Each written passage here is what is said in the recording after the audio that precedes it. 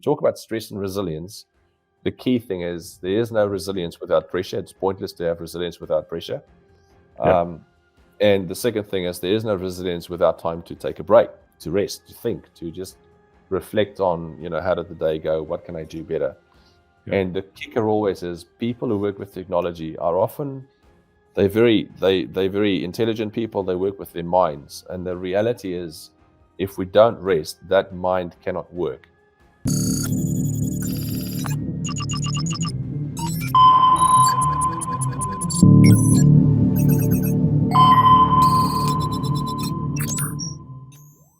All right, team, welcome back to Bootcamp and Battle Scars. This is New Zealand's innovation podcast where we get down, I guess, to the nitty-gritty and into the business side of things with some of New Zealand's innovation and business leaders from across the spectrum.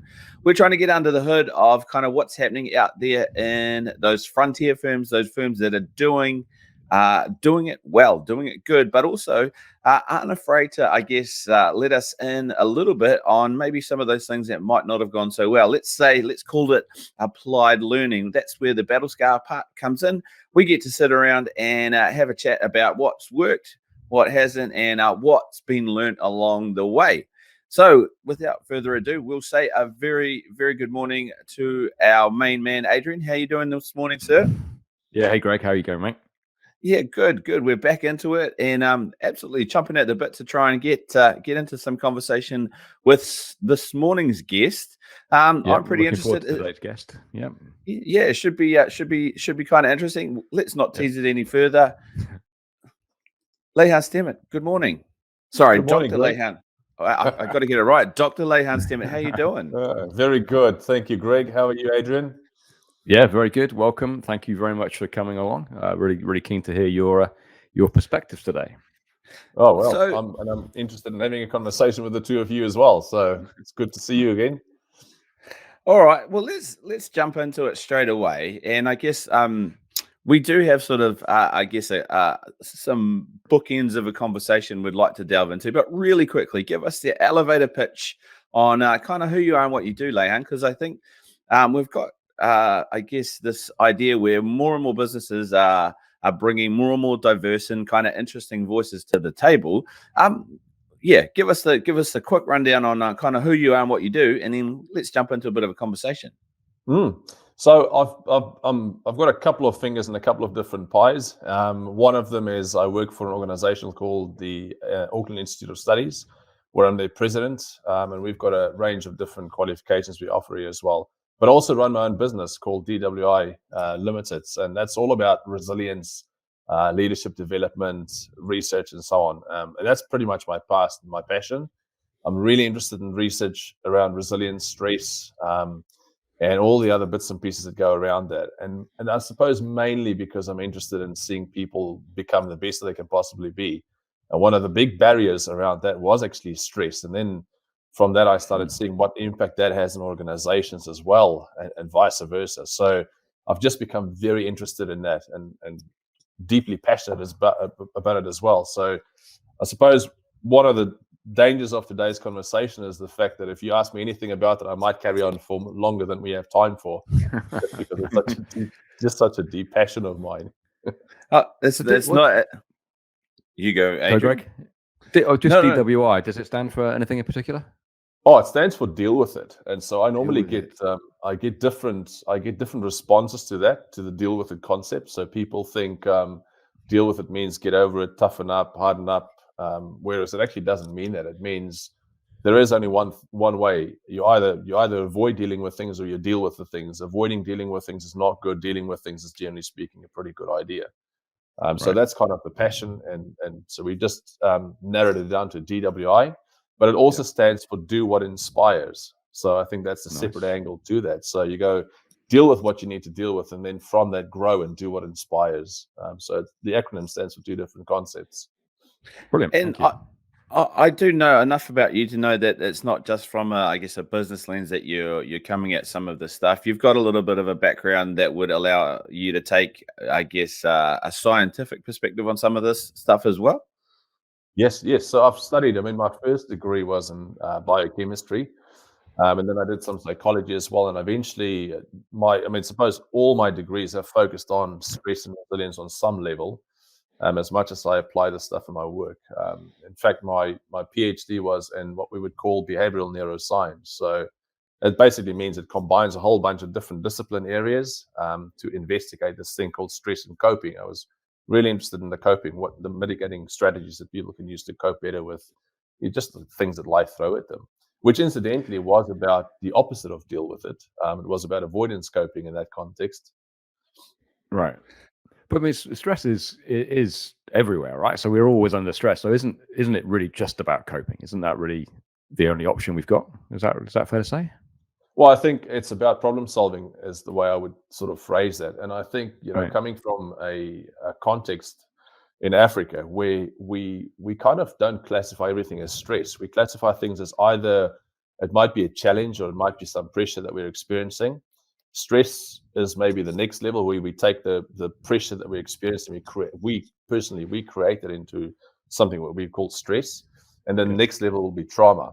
So trauma is something where we probably need to find a psychologist, a psychiatrist to support us, often through medication. But I think day to day, what we experience is just pressure. It's basically demand to perform.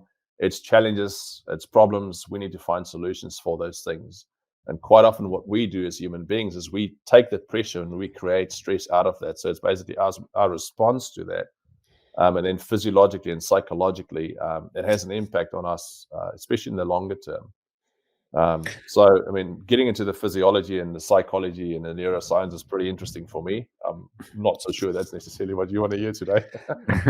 It's interesting because I guess the conversation that we were hoping to have today is obviously an acknowledgement that some of the other guests that we've had on the podcast and that we have got in the pipeline for the podcast is focused around these frontier firms, and a lot of it is around innovation and specifically the role of technology and technology adoption and all of those sorts of things that come with being a frontier firm looking to really optimize and innovate what they're doing in the marketplace. But I guess we're all smart enough to know that in 2021, there is actually a link between that technology adoption and the impact that it has on, I guess, the humans in the room and some of the cultural byproducts that come as a result of that that transition. From your perspective, because I guess you do have quite a unique one in terms of a foot in the business camp, a foot in the science and physiological camp. What are you seeing emerge as technology becomes more and more a part of that innovation conversation and that look across the frontier for businesses in 2021? It's such a big question with so many different angles to answer. So I might start with, I think the key thing is all organizations that I've been dealing with actually want to use technology to make life a little bit easier, to make people more mobile. They actually do want to do things faster, more effective, more efficiently. So the intention and the purpose is absolutely aligned with what you would expect to make people's lives easier. I think then the way that people use it and engage with it seems to be problematic. It is, and actually in a leadership role, it's pretty difficult to not always be switched on, but it's also very difficult to get people to understand that they need to take a break, because ultimately they're responsible for taking a break from technology. Some businesses, again, really struggle with the concept of, adding more technology actually makes us more flexible in our approach as well. So we don't need to have the 8 to 5 or the 9 to 5 kind of drive to the office. You can pretty much work from anywhere. You can check an email from anywhere. You can be sitting at the doctor's office, waiting for your appointment, and you can be responding to emails. Do you really need to apply for leave? So I think the tension isn't that the tension though? Sorry to interrupt you. It's the always onness that causes the pressure to become stress, isn't it? I mean, yeah, I don't know. I think it's a good question, Adrian, I think it's about how we engage with the technology. So if we're using 21st century technology, but we still have 19th century management ideas, then that's a clash waiting to happen. And so I think the way we work with the technology in our day-to-day engagement is actually what we should be embracing and looking for for better ways of doing things. So, for example, take the example of going to the doctor. If you have an employee who needs to go and see the doc, it's just a general checkup, or it's maybe they've got to take one of the kids to the doc. The amount of additional effort we put into the person and also to the organization for filling in a leave form, applying for leave, getting a manager to sign it, or filing it with HR, making sure the document is signed, or if it's time in lieu, for example, the additional effort we create is absolutely unnecessary. All we can say is, sure, go and take your kid to the doctor, spend some time there. If you get an opportunity to check the emails. Or for some people, that might not work. For some people, it might actually be a case of, I cannot be focusing on my kid at the doc and on my work, so I will take the leave. And then don't be switched on. Take it completely away from your front of mind. So I think what I'm saying there is, if we think that technology will be a one-size-fits-all, that's probably where I see the biggest issue is people try to apply the same technology and the way of engaging with it to all people and all organizations in the same way, and it will simply never work. I mean, if that worked, we would all eat the same food, for example, but none of us eat the same food. We have different preferences and ways of engaging with pretty much everything else. So you're advocating a quite a top-down, prescriptive, principles-based use of technology, are you? So in this type of role, these are the types of rules. This is the level of connectivity we expect from you. Is that what you're saying? Not at all. It's probably quite the opposite. It's more a case of saying, well, here are the principles. The principles are that you let us know how you want to engage with the technology in order to be most effective as an employee. I always say to people, nobody gets up in the morning, or nobody I know at least, gets up in the morning thinking, what can I mess up today? Most people have a healthy level of respect, self-respect, and they want to do a good job. But they struggle to get to all the different demands. I mean, we've got people who sit in traffic and they've got to drop the kids off at school. What stops them from doing a little bit of work before that, dropping the kids off, then come to work, or whatever works for them is quite fine. And I think what we're saying is, what makes the job work? What makes the technology support people to do the job that they're employed to do? I want to pick up on that comment that you made around 19th century management ideas and kind of 21st century technology. And I guess if I'm hearing what you're saying correctly, I think there's a real challenge to look at, especially if you're in a leadership role, what those measures of success are. And I think maybe that's the starting point, because that measure of success, or that measure of productivity, or whatever that is that's the place in which you can begin to build and construct your layers and levels of flexibility from that. If I'm kind of understanding what you're saying, in your experience, where are you seeing the changes in metrics around those sorts of things happen in those organizations that are getting it right? Oh, it's a very good question, Greg. And I think I would say it probably depends on the type of organization and the type of industry people work in. Most of the organizations who actually do work with technology, in other words, I'd define them as tech companies, they seem to be getting this right, because I think for two reasons. One is they've got the technology, they've got the best technology to make these things work. And secondly, they can actually work remotely much easier than some other organizations where you still do need to be in the office, or you do need to be at the manufacturing plant. It's the difference between the level of maybe mental work versus physical work. So some industries, they struggle with remote work simply because some people in the organization might be able to work remotely, but they also need to engage with customers directly face to face, because there's a preference for customers to engage face to face. And what they're struggling with is trying to put a framework that applies to all employees in all different roles, whereas that is an absolutely unrealistic expectation. The reality of it is that there are different people doing different things in different organizations. Besides their roles, people have different competencies, interests, and skill levels as well. So what I'm saying is, perhaps it's time for us to seek the right people to employ in those roles and/or upskill people. And that's quite a major challenge, because for the very simple reason that we still have that 19th century management kind of idea. I think I gave it the tech talk. I'm trying to find the document now. I think I actually have it somewhere, but I had to get a document signed. The tech talk that Adrian referred to earlier. And I gave an example of I physically had to sign this form that was sent to me electronically. I physically had to take it to someone else to co-sign and witness me signing it.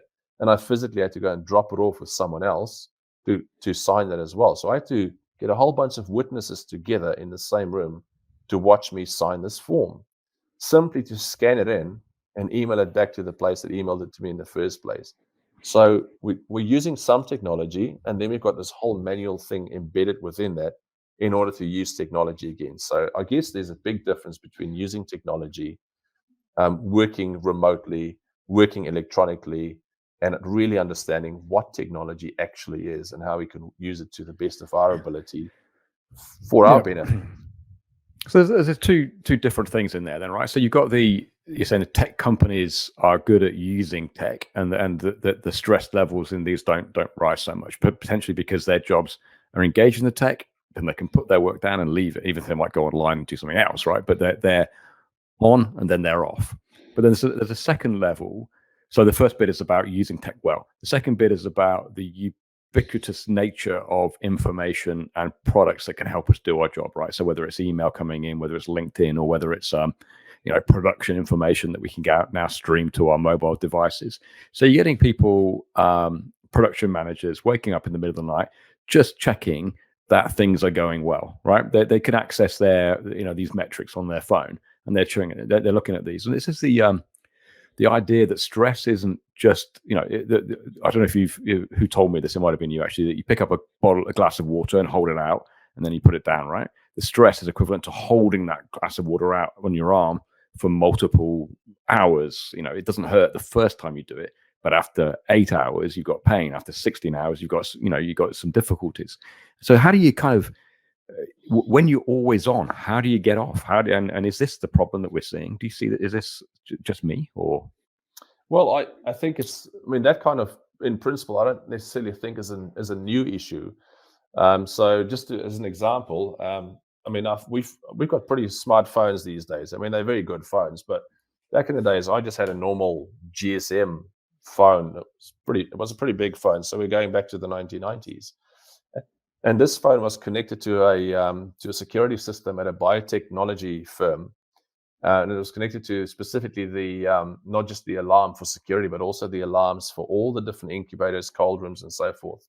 So in this biotech firm, we needed to have very strict temperature regulations as well for organisms while they grow. So if they go a little bit over or under the specific temperature, then it has an impact, and it's a world-class research institute. So you've got to really maintain the growth of organisms, and it's incredible how important that is. But anyway, so I would get these text messages in the middle of the night that one of the incubators might be going over or under temperature. And what that meant is I physically had to get out of bed. I had to go to the institute and reset it. And if I had to, I also had to unpack all the different organisms into new sort of incubators.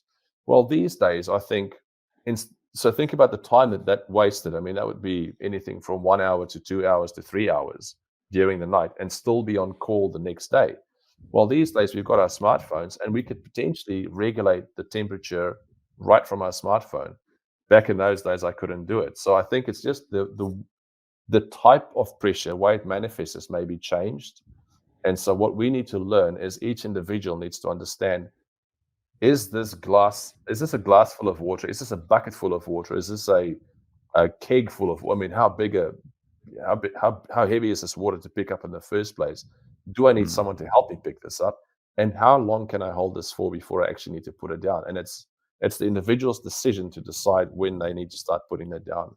I think if we put an expectation on ourselves or our people to hold up a bucket of water or a glass of water for any length of period, we're not acknowledging necessarily their capacity to do so. And it might create a mess when they drop the glass of water or the keg full of water. Yeah. Okay, awesome. So, sorry, Greg. I was hoping you were going to say technology ultimately is bad, and we were going to find a modern Luddite on the phone. But you're not saying that at all, right? You're saying actually what we've got to do is educate ourselves how to use technology well, how to embed it into our work practices, and that's our responsibility, not the top down. Exactly. Well, if I use any tool in the wrong way, I could get an injury. Right. If any tool, I could use a chainsaw in the wrong way, I could use a hammer in the wrong way and sort of hit myself on the thumb, and that's pretty painful. And technology is no different, really. It's just the difference is technology hurts us in here rather than on our thumb. And I think it's because it's in our brain, and we spend so much time with it, thinking through it, checking on it, and not really resting our mind. I think that's probably where some of the big problems are starting to emerge. Right. I'm listening, and I can't help but hear this. I guess this idea emerged that ultimately technology is a mirror, in a certain sense, and it's a mirror to reflect back the reality of the culture of an organization that you might be working in, and whoever's looking into that mirror can see the reality of the situation. There's either going to be high trust that people are on the same page, that understand, the fact that we're all trying to do the best that we can, and we might have differing KPIs, but at the end of the day, we're all trying to paddle the boat in the same direction. Or conversely, it will fuel and foster that insidious distrust that often comes with technology. That no, actually, I'm being watched. People are, they're working against me, and vice versa. Top looking, down at the shop floor, going, no, they're not doing what they're supposed to be doing. I'm measuring it all wrong. I'm keen to just talk about, maybe just for a couple of minutes, about that relationship between technology and trust in a business context, and what can it do, and both in a good and a bad way. If we get it right, what does it look like? If we get it wrong, what can it look like? Well, that's an interesting concept. So a few years ago, I worked for an organization who paid us to get the job done. They didn't pay us per hour. So that could be quite a radical concept for some of us. If you can go right up to a government level, if we have hourly rates of pay, are we missing the point, is my question. And so the question I'm asking is, why don't we pay people for what they do rather than for how long it takes them to get it done? And because what I see in terms of trust, Greg, and that's a good question, is two things. No one in a full day of work works all the time. And to think that people might need a break in a certain time of day as an entitlement is probably unrealistic in terms of simply how human beings operate. Some days you might need that break after 1 hour. Sometimes you might need that break after 2 hours. Sometimes you might not need a break. So why don't we give people the opportunity to decide when they want to take a break, as long as the job gets done? Second thing is, if we are working in an organization, and whenever I state that, I don't necessarily get a lot of constructive commentary, but if we work in an organization where we don't trust our people, that's not a trust issue for me. That's an employment issue. Like, why would we employ people we don't trust in the first place? And so my point there is trust in terms of their honesty, but also trust in terms of their ability to do the job using the tools that we've made available. So I think if we talk about trust, we also need to talk about, have we got the right people on board? Are they capable of doing the job? Are they capable of using the technology? And are they capable of working on their own? And I think more and more, during COVID-19, for example, we didn't have a choice. You had to let people work from home. It was just the nature of it. And so perhaps it is time for us to make that something that is more universal, where we can give people who do need to work from home the opportunity to work from home when it suits them, and know that they will get the job done. Because if we talk about KPIs, watching somebody work for 8 hours a day is not a KPI. Watching somebody, the outcomes of what they've achieved in that day, or the outcomes they've achieved towards a specific goal, that's probably a KPI. So perhaps it's time for us to look at productivity from a, have we met the outcomes, and how quickly and effectively was it done, versus are people actually working 8 hours a day? Because I think that's becoming more, how the challenge with technology is, and I can see that you're biting at the bit to say something, but I think the challenge with technology is it makes things faster. And so to expect people to do the same amount of work in 8 hours is probably becoming unrealistic. If I think about how long it took me to calculate statistical analysis 20 years ago versus now, it's a click of a button. Does it mean just because I can do that action quickly that I'm spending less thinking time? Probably not. I'm probably spending more thinking time, which is probably more taxing mentally than the physical stuff we expect people to do for 8 hours a day. And I think that, I guess that's where I was maybe trying to chip away at, is this idea that we have, just because we have more data, just because we have more information, I think it's that the cautionary tale of a manager who has more information in their dashboard, which is great because you have the opportunity to optimize and to see opportunities for development, to see new all of those sorts of things, 100%. But I think it's that cautionary tale of going, but remember, don't forget the person behind that data. Don't forget the human behind that data, and some of those human traits that exist when someone, just because we've got sensors on everything that's measuring all of this stuff, there is still some human input, and the human input has long-standing limitations. And so when you're making decisions around what to do with that information, that's got to be the counterpoint to looking at your data, acknowledging the human in the room, because I think it's too easy to see people go, well, I'm just head down on my new data set here. It's not working. It's not moving fast enough. It's these people are abusing the trust that's been given to them, whether this new technology, whatever. But they lose sight of that I guess that human that is still a part of that process.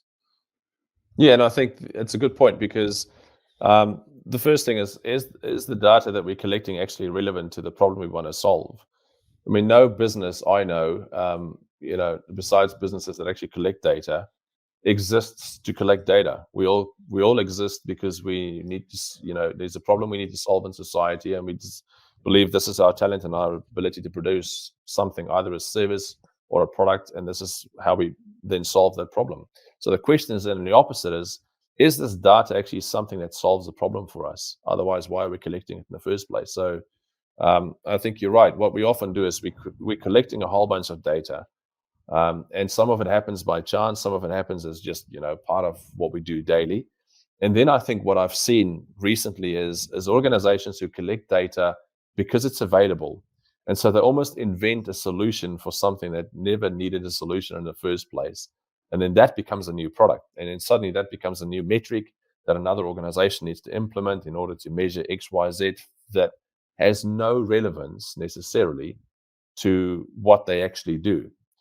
And that can manifest in all sorts of different ways. And so one of the things that might be a bit controversial is in tertiary education, we now have software that tracks academic honesty while people are doing online exams. My first question is, what's the point of an online exam in a vocational education environment where you've actually got to do stuff, rather than somebody watching whether you are, cheating or not? I don't understand that as a concept. Is it something that is relevant?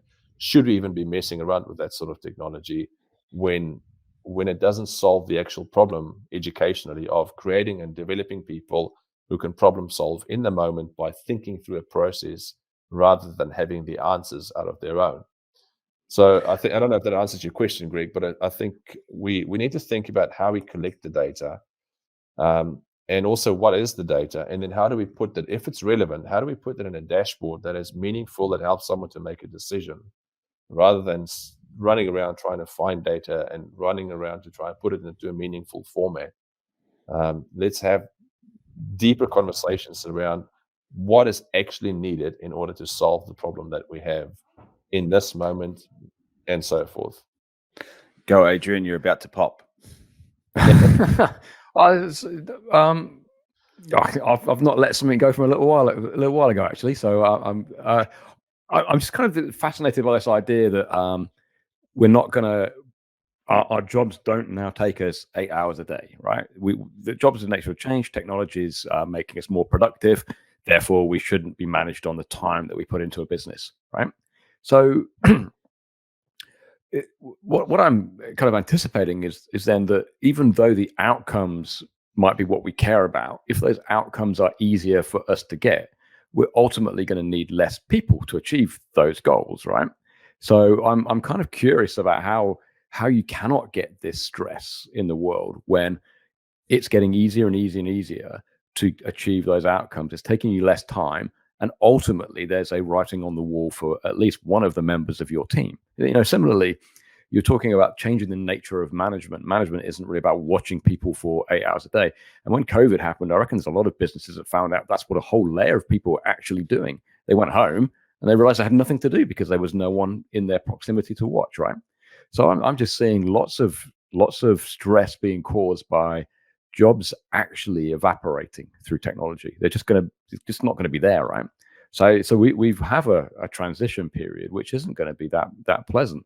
And the availability of data is going to tell us that our team is too big, that we've got too many people, that we can achieve the outcomes that we require easier and with less people. I don't see how that's not going to go to address. Yeah, that might be the case, but at the same time, I think it also opens up other opportunities. So think, for example, about there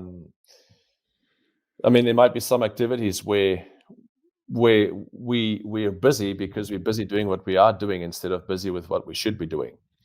And so when I say that, I go, well, maybe if you think about, I think it was HP a few years ago who had a Friday where they set the Friday apart for people to actually just come up with creative ideas, and from that there was a whole bunch of new product lines were birthed as well. I know some companies here in Auckland who spend some time with their people or give their people some time to just think creatively about ideas. And when that idea seems like something fruitful, the business puts some resources around those people. And so instead of the activities that we are doing because this is what we're doing, because this is our current business, they're giving people an opportunity to think about other things, to create other things. That becomes a separate product line or a new service line. And then those people take ownership there and they start working within that. And I think that's a good thing for the organization as well, because suddenly we're sitting with more eggs in more baskets rather than, and I think that's probably a big deal, because a lot of businesses who had one egg in one basket are really struggling through COVID-19. But if we had people who used their downtime, instead of worrying about looking bored and looking non-productive, they were spending that time to come up with new ideas, perhaps. It could have actually been talking our language here. I mean, I love this idea, right? So the idea that our first role using what technology or just common sense is to simplify our workplace to make it easier and more productive. Yep. Not so that we can do more work necessarily, but so we can change the nature of our work and do more innovative work. We can look for new opportunities. This, for me, is the most virtuous cycle in an organization, the one we look to try to build. However, the thing that it takes is time, right? You need to have that metric of time available. So you're saying we can achieve these outcomes in our 4 days, and therefore we need a 4-day week. Therefore, our 5th day can be around innovation. It can be around a different type of problem solving. It can be around engaging with the community and doing things that we feel more passionate around, right? But we still need that metric of time, I suppose. It's what we do with that time. That's the choice of the organization, right? Well, you need the time and you need the people. So generally speaking, in all the sort of change management textbooks, they will talk about legitimate systems and they will talk about shadow systems, which is an interesting concept. And the legitimate system is that's the rules, the bureaucracy, the legal side of your business. Basically, this is how we do things to do what we do. The shadow system operates on its own. It's this thing that sort of emerges and where people can play with new ideas, new technology, new products, and so on. And those are two very different people. So what we often do is we've got this one size fits all approach where we say, well, all the people, whether you are in the legitimate system or whether you are in the shadow system, and regardless of your preference or just the way that you're put together, you will all operate on this level. And when we decide we're going to come up with new ideas, all of you must submit all your new ideas.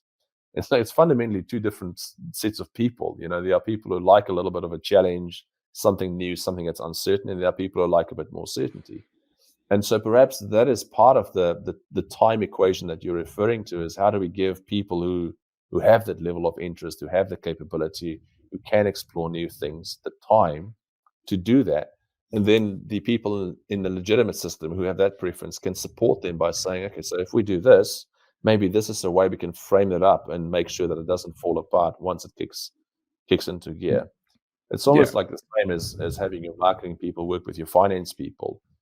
There might be a healthy level of disagreement, but it's necessary disagreement, because you've got the creative people coming up with great ideas. They don't want to be constrained with how's this going to work, how do we operationalize it. It's not their forte.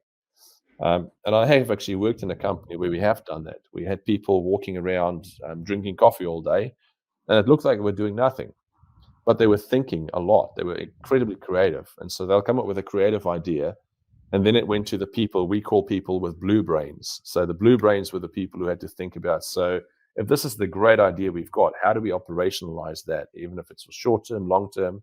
How do we make that work? What are the tactical and the operational aspects to that as being a strategy going forward?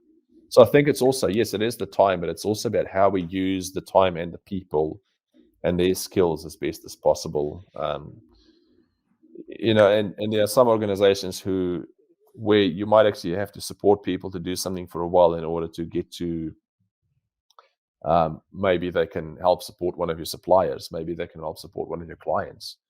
They don't have to necessarily work for us in our business. They could potentially go and work somewhere else. There's this ecosystem around every organization where people might have their talents.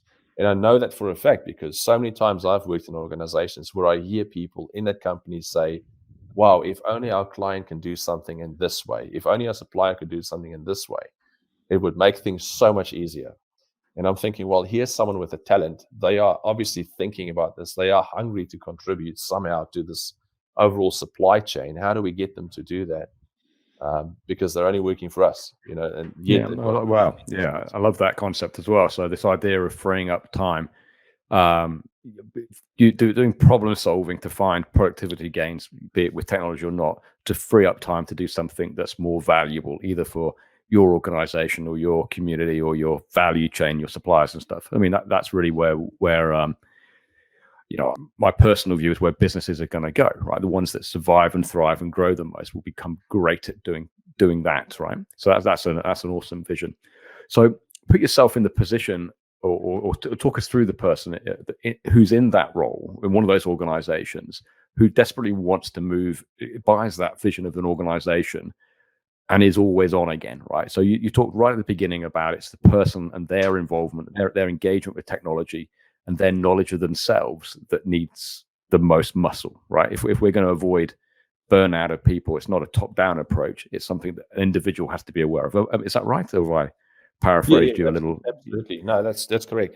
I think, if we need to, I mean, we can go very far and very deep around this, because I think one of the challenges we have is probably more at a societal level, where I think people are really struggling to understand who they really are, their real talents. So what people do is they look for jobs quite often, rather than where they can apply their talents and their skills and their passions. And I think that's probably at a societal level, that's probably a fundamental thing that we need to work on.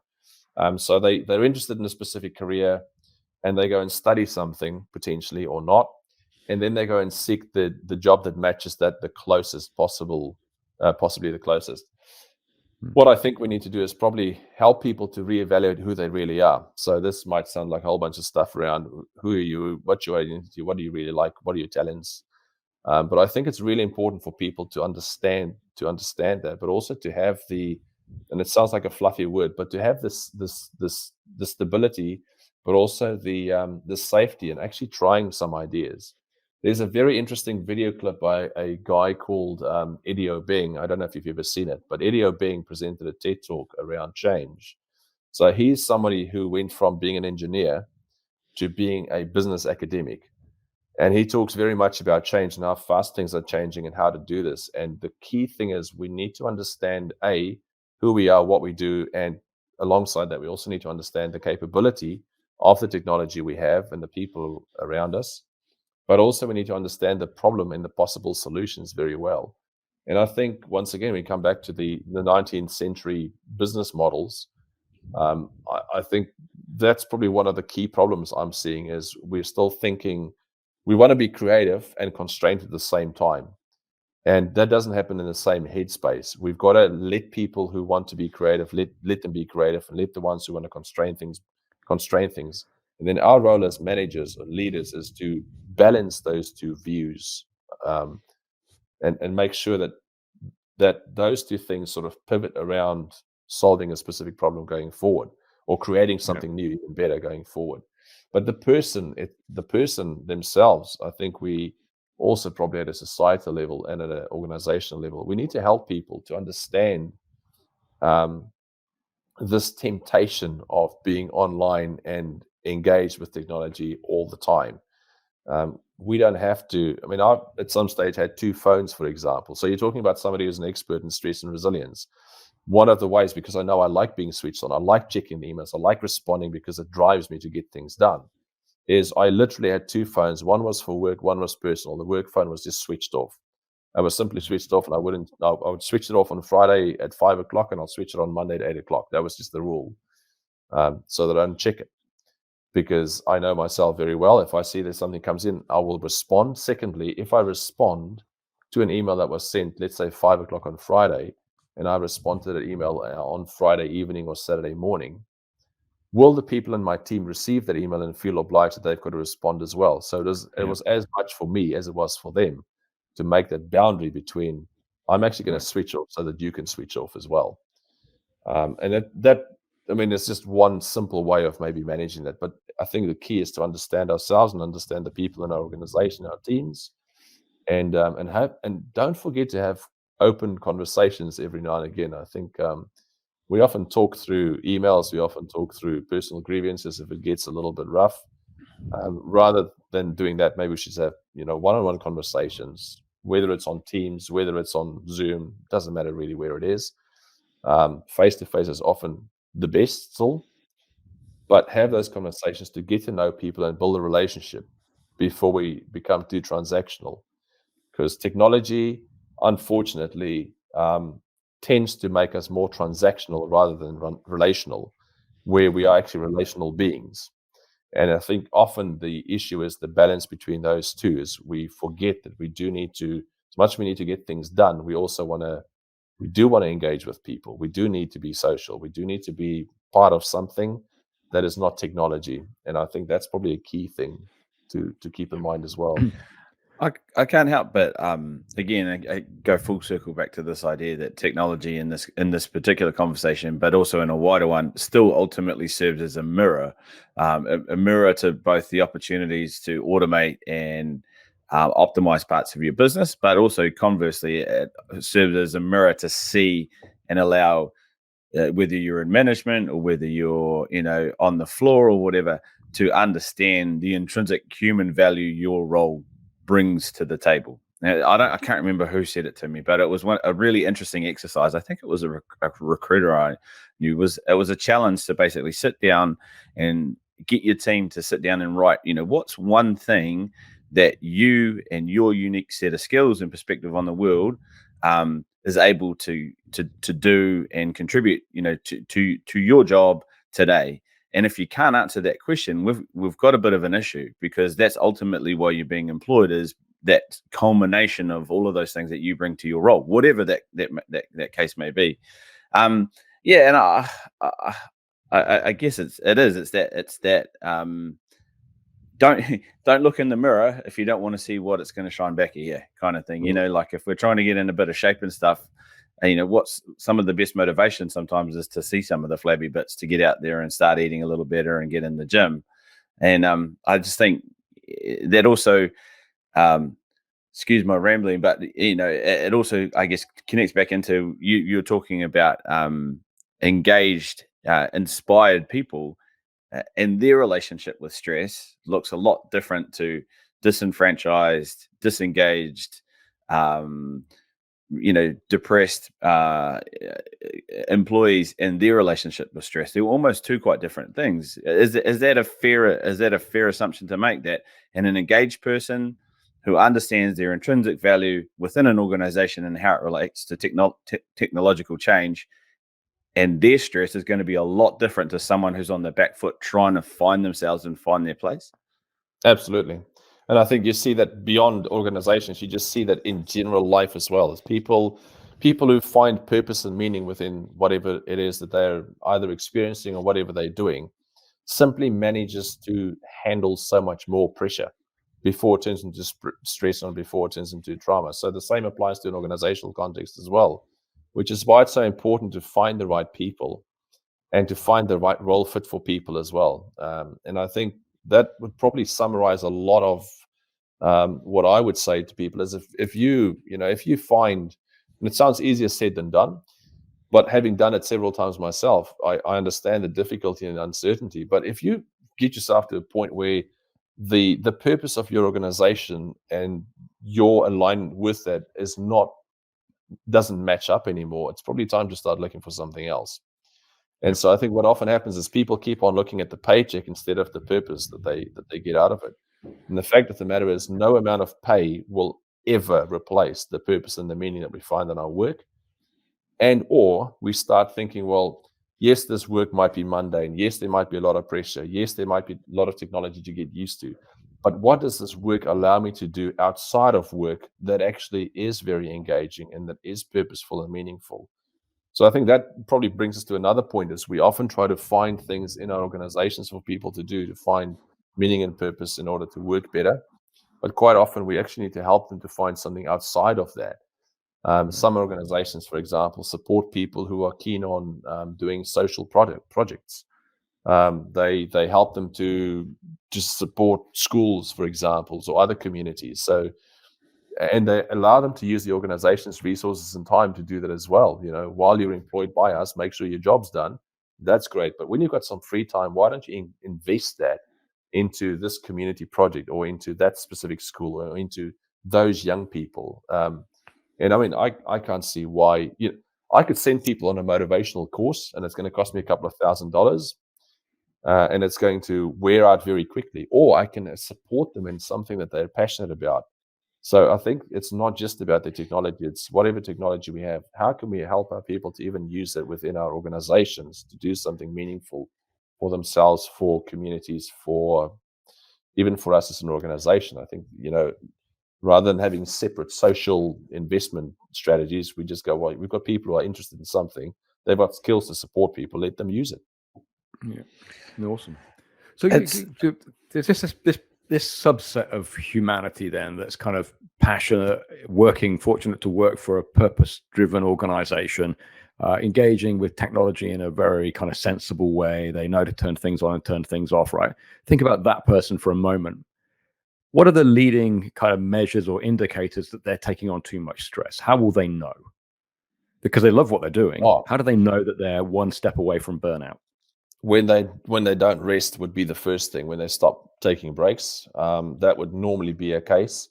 And I think the far end of that, where it's really tricky, is often when people start reaching a level of burnout, they don't even recognize that they're burning out. Yeah. So I think it's almost about consciously starting to build some time into every single day to actually take a break that is not just the stuff that we do.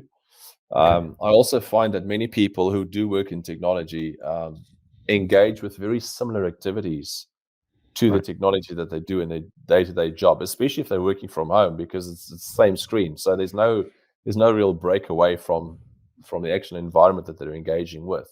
Whereas if you had to go to an office, it might be different. You might actually. So I mean, it's once again, it's probably for each and every individual to decide how they want to do that. But I think when people don't consciously build a break into their days, to just break away from whatever activity they're engaged with, it's a clear sign that something is up, and they either are already in a state where they don't want to be, or they are going to set them up to get to that state.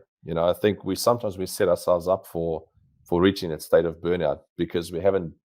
It's that whole thing about if you fail to plan, if you plan to fail, you plan to fail. If you fail to plan, you plan to fail. Whatever that saying is. And I think the same applies here. We almost have to work something into our day to take a break, to take rest. Because if we talk about stress and resilience, the key thing is there is no resilience without pressure. It's pointless to have resilience without pressure. And the second thing is there is no resilience without time to take a break, to rest, to think, to just reflect on, how did the day go? What can I do better? And the kicker always is people who work with technology are often they're very intelligent people. They work with their minds, and the reality is, if we don't rest, that mind cannot work. And if we're constantly stressed, it definitely doesn't work. And so the thing is, if you want to be effective in your job as somebody working in technology, it's almost your job to make sure that you've got the mental capacity and the reserves in place in order to be as effective as you possibly can to solve those complicated problems through technology and with technology and for technology. Yeah. And the awesome thing is there is wearable technology and apps that can help you with that, right? So if you, you can just kind of be reminded that your stress is rising because your ring tells you so, your kind of wearable ring that kind of measures your heart rate or whatever. Obviously, a bit of a joke, but that we can jump into technology to solve our stress issues caused by technology is kind of, a sign of the times, eh? Yeah. And it's a good point because obviously there's lots of apps and watches that measures oxygen levels and heart rate and all sorts of other things as well, galvanic skin response, you name it. But those are all indicators of they're just physiological indicators that we're responding to some kind of a pressure. I think the warning signs, if people want to use the technology, for example, is if your heart rate goes up, it's not a bad thing. Problem is if it stays up and it doesn't come down. So if we have an average heart rate of, let's say, 80, 90 plus for a prolonged period of time, that's probably a good indicator of somebody being stressed. If it kind of goes up and then goes down and it goes up and it goes down every now and again during the day, it might just be when you get up to go and get a cup of coffee, which is a good sign. But if it goes up and stays up and never comes down, even if you're sitting still, that's probably a sign that it's time to take a break and relax. And I think it's all about understanding not just the technology, but what it represents as well. So once again, those products, very interesting products, they track data and they take in data and they present them on some kind of either a watch or a phone screen, which is a dashboard. But understanding the meaning of that and what to do with that, I think is very similar to any other technology we use in our business. Are we actually capturing the data that we need?